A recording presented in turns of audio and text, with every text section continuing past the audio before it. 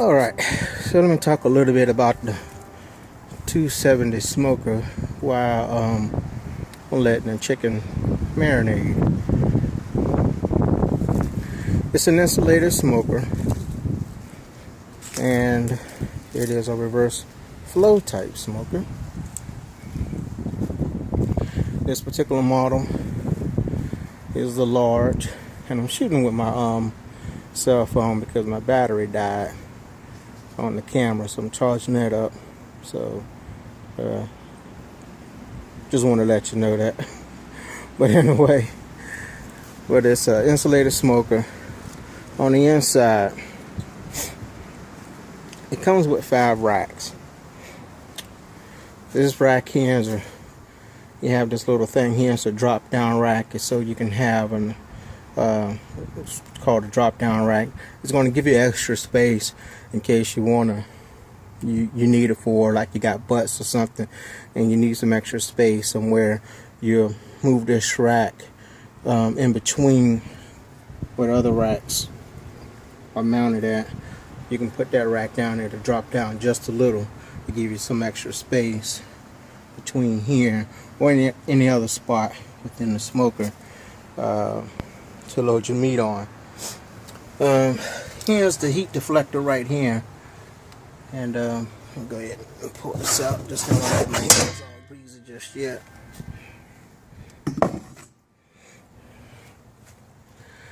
That's the deflector plate right there, and here's where my water pan is going to sit once I put it in here. Now you can run a 270 smoker with or without a water pan.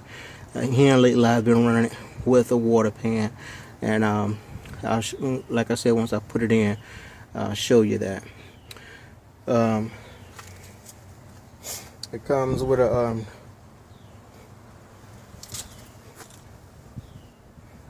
what else do I want to talk about on the inside? Oh, now, like I said, you got 5. It comes with 5 racks.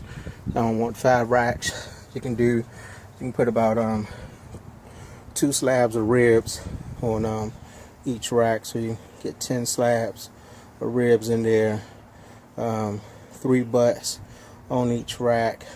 You won't be able to, in the current configuration, you can probably get about 2, 4, 6. No, I'm sorry, 3, 6, 9, 12 butts in here, and I already know you can get 4 full pack of briskets in there, in one in there, if that's what you're gonna cook, if you're gonna load it out with some stuff. And basically the heat is, like I said, this is the deflector right here, and the heat comes up through here, vents up, down, comes back around, and there is the chimney right there, the exhaust, and the heat comes up through there. And there's also a vent cap there, right here. Alright, so you have a dual exhaust system, but when you get your smoker, you have this cap, and when you put it on, you create your reverse flow venting system. This way it's reverse flow smoking. That way you have your direct flow smoking. In other words, the heat is coming out and venting up directly out. This way is reverse flowing, because the heat's venting back. Instead of it coming out through here, it's going back down and venting back up. Alright, let's look at the I already got some charcoal loaded up in it, and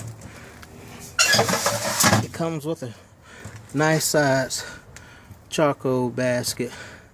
I think that's about an 8 inch by, looks like maybe 8 inch by 18 inch basket, and you load it up with your lump charcoal. And I have some charcoal here, so you load it up with your charcoal, and I'm going to light this charcoal and pour it in. So like I said, I'm working with my cell phone, so I'm here to put you on pause while I ignite that. And I use my propane burner. Of course, you know, you got the lighter cubes, newspaper, anything else you want to use, but I just use my propane burner. Go ahead, turn it on, get it nice and hot, and then I pour it in. All right, so I'll be back once I got that going.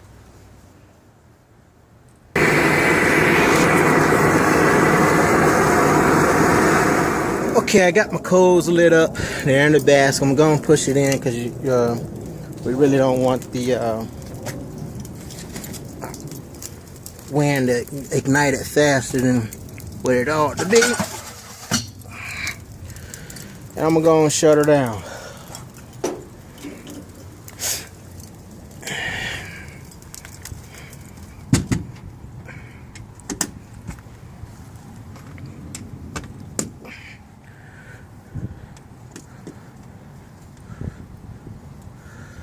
Alright, and I got these nice little latches. I might need to adjust mine just a hair to get a nice snug fit on it. But go ahead and close the door.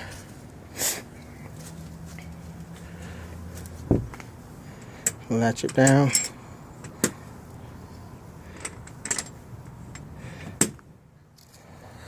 And we're gonna watch the temperature rise. All right, now I'm going in this segment right here, but turn the camera towards me.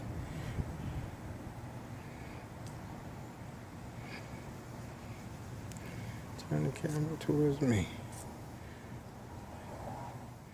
All right, so I'm gonna go ahead and let this come up to temp, and once it does, I'll be back and show you what temperature that I have on. Oh, I didn't show y'all the how you monitor your temp. And one other thing, let me show you guys.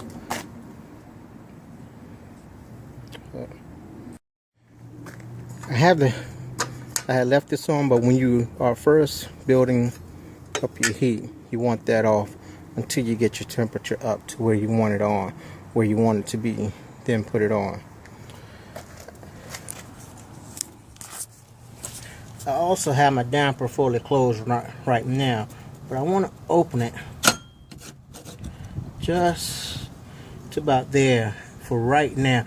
And here's with the 270, you do all your heat adjustments right with this. You don't use your vent on top. You don't do any adjustments with your vent on top. You do all your adjustments down here. And I'm gonna start with mine right about there, and we'll see where that temperature, where this adjustment takes us to in a little while.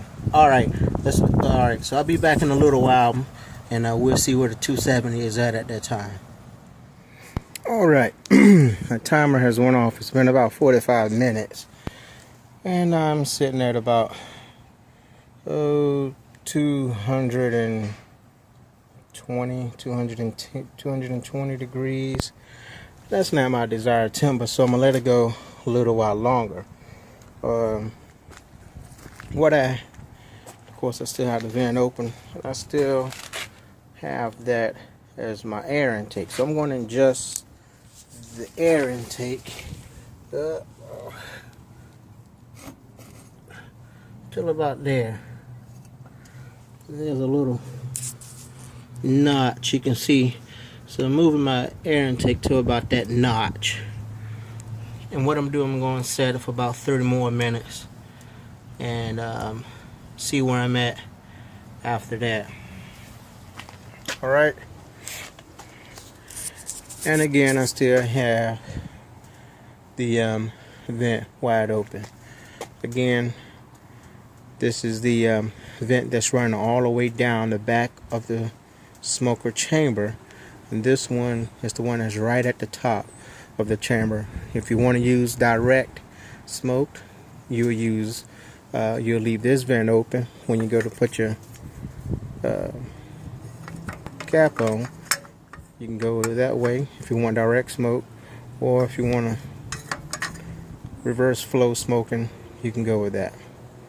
Alright, but for now I'm going to leave it like that till I get the temperature that I want. Turn the camera around.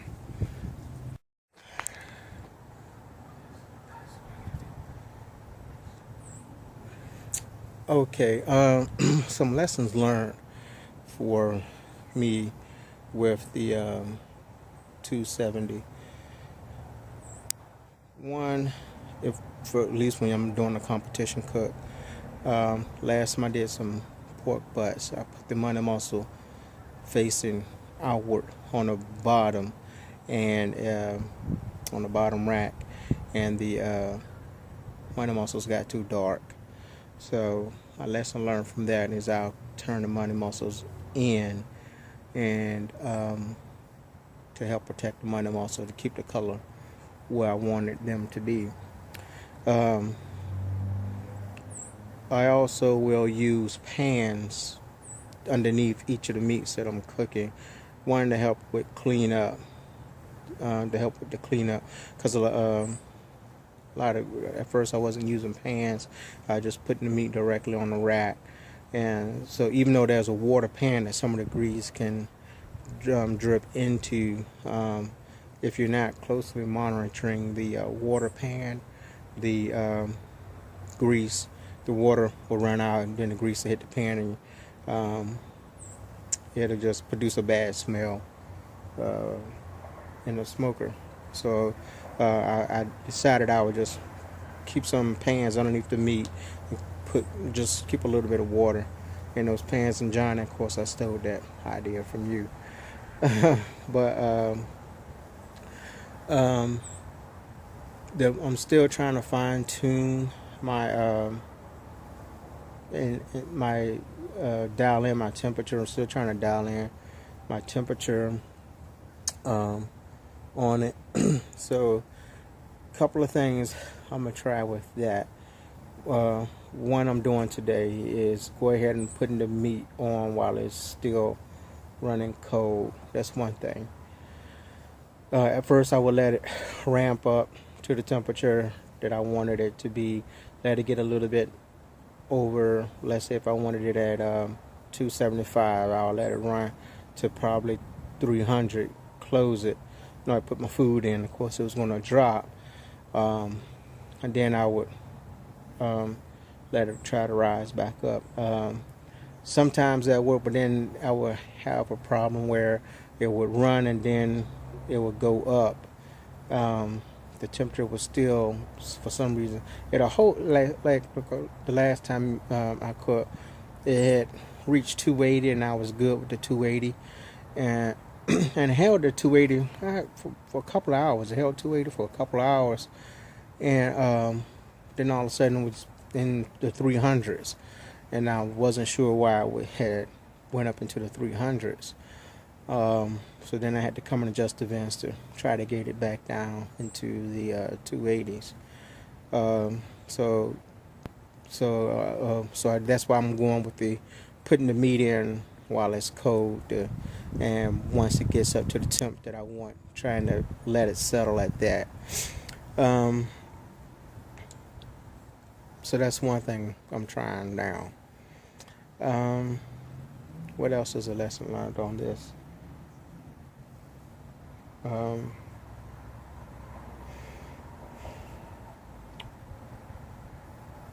to think. That's the only thing I can think of too long. I don't want to have too big of a pause in the video. I already mentioned pouring the water down here, but that also was a lesson learned.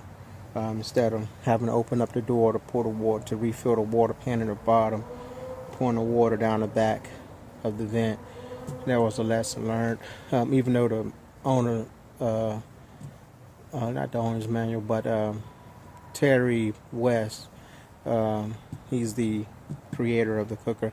I went to a demo cooking class with him, and he mentioned it there about pushing the water pan up against the back of smoker and pouring down the water. Trying to think. Well, that's about all I can think of right now as far as my lesson learned. But right now, my main thing is just trying to dial in my temp with this smoker. One of my attractions to it was that you really didn't have to use a barbecue guru or a fan or any other type of electric system to help maintain your temperature. That was my attraction to this smoker.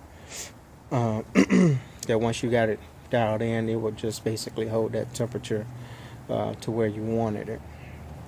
And so once I wanted that because I didn't.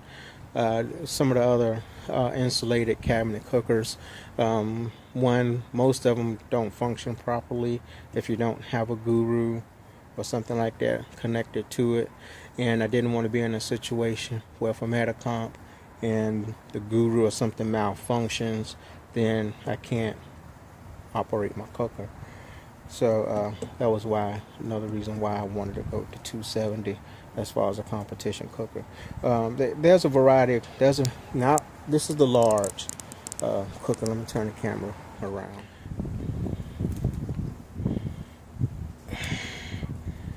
And this is the large cooker. There's the large, the standard, the sumo, and the mini. And if I remember correctly, from the demo class that we went to, there's even a Memphis, which is a larger size coming out. I think that one's going to be geared more towards catering, if I remember correctly. But it comes in various sizes, and most people lean more towards either the standard or the mini, depending on what your cooking need is. And you can get that. I went with the large, of course, because of catering. I wanted to be able to cook a lot of meat on it. Now, of course, the stick burner that I had, the HPT offset that I had, it's not a volume cooker like that offset that I had. And I probably will need to get another one back. So Stacy and Jen, if y'all looking at this, I'll probably be contacting you guys in the near future to get another game day smoker. But I want the large for the food capacity for catering. But of course it doesn't have a grill, so I can't do like hamburgers and stuff like that. Then my phone battery is about to die, so I'm gonna have to bring this little intro to a close. But this is a 270 smoker. Of course, the link and everything to the website for it is in the description box if you want to learn more about it. And I'll be doing more cooks and stuff on the smoker in the future. So and as more details, I learn more about it and get more proficient with it, I'll be more than glad to put more details out about it. Alright, till then, you guys, thanks. This is Kirby. Thanks for watching KIRBBQ, introducing the 270 smoker. Alright, have a blessed day.